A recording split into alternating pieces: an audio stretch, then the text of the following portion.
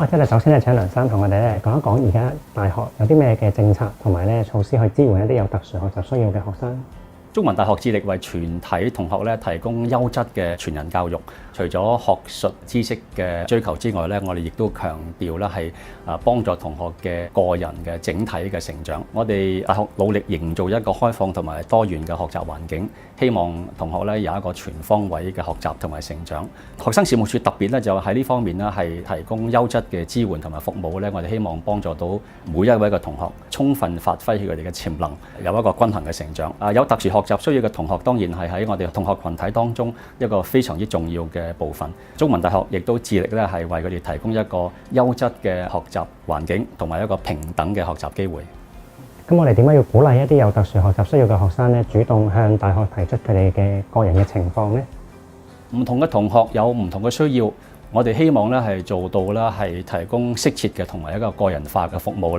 係能夠幫助到每一個同學嘅個別嘅需要。所以我哋鼓勵係有特殊學習需要嘅同學都能夠向大學特別向學生事務處係提出佢哋個別嘅情況同埋佢哋個別嘅一啲嘅需要，以至我哋能夠係做到係適切嘅一個服務。當呢啲學生向大學提供咗佢哋個別嘅情況之後，大學會點樣作出啲嘅跟進呢？咁對佢哋日後嘅學習同埋校園嘅生活有啲咩好處呢？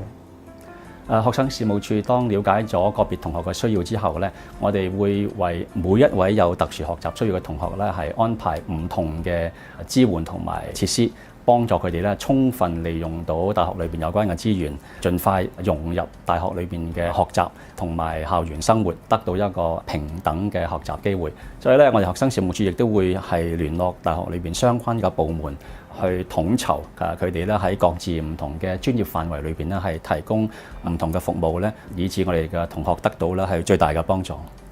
當學生提供咗呢啲嘅資料之後大學會點樣去跟進同埋處理呢啲資料呢？而呢啲嘅資料亦都係點樣去分發俾校內其他嘅部門或者係其他嘅同事知道呢？冇錯，喺大學裏邊因為我哋有都一個好龐大嘅架構，有唔同嘅部門係負責唔同嘅專業嘅範圍，所以當呢啲同學向大學提供咗有關嘅資料之後大學當然係會嚴格遵守一個資料保密嘅原則。我哋只係會將呢啲嘅資料係同剛才所講相關嘅部門提供呢啲服務嘅部門嚟到去同佢哋分享呢啲嘅信息。咁如果學生發現佢自己本身所需要嘅特殊學習需要嘅安排受到拒絕嘅時候，其實學生有啲咩途徑可以作出跟進嘅？好可能喺呢方面係出現一啲溝通上面嘅問題啦。如果同學遇到呢啲情況我哋鼓勵佢立即係聯絡學生事務處嘅殘疾服務統籌經理，咁就由佢做出一個即時嘅跟進。點樣令到大學唔同嘅人士啦，包括係教師啦、職員啦同學生可以更多去認識呢一啲有特殊學習需要嘅學生呢？最重要嘅當然係溝通同埋向師生提供適切嘅信息，以至每位嘅老師同埋同學都能夠明白呢班同學嘅實際需要啦。事實上學生事務處亦都透過唔同嘅活動嚟到去推廣喺校園裏邊一個共融嘅呢個嘅信息。我哋透過好多唔同嘅活動，例如我哋成立一隊係同學嘅義工服務隊叫做 U Shiners， 特別係去服務係有特殊學習需要嘅同學，亦都係我哋安排唔同嘅講座工作坊體驗嘅活動嚟到係將唔同嘅信息嚟到去喺校園當中嚟到去傳播出去，以至係師生都能夠明白 SEN 同學佢哋嘅實際嘅情況。咁都會有人認為支援一啲有特殊學習需要嘅學生對其他嘅同學會有唔公平嘅喎，唔知梁生你有啲咩嘅睇法？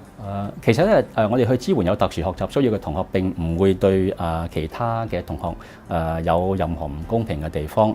因為正如我正話講，我哋大學係為到每一位嘅同學都提供一個全面性嘅一個支援嘅。相反大學其實有責任係去為到有殘疾嘅同學、有特殊學習需要嘅同學係提供一個係平等嘅學習機會。咁因此我哋需要喺呢方面係做多啲嘅功夫。最後梁生，你會唔會有一啲鼓勵嘅説話同我哋一啲有特殊學習需要嘅同學講，以至佢哋可以喺大學裏邊係更加愉快咁樣生活？非常之歡迎有特殊學習需要嘅同學啦。其實當然有包括其他同學能夠加入我哋大學嘅校園，成為我哋學校嘅一份子。大學係除咗係一個追求知識學問嘅地方之外亦都其實係一個係擴闊視野、發揮自己嘅潛能、追求夢想嘅一個地方。我衷心盼望咧係每一位嘅同學，包括係有特殊學習需要嘅同學咧，都係能夠充分嘅享受體驗佢哋喺大學裏面呢幾年嘅生活，能夠咧係將來咧係更加發揮佢哋嘅潛能，擴闊佢哋嘅視野。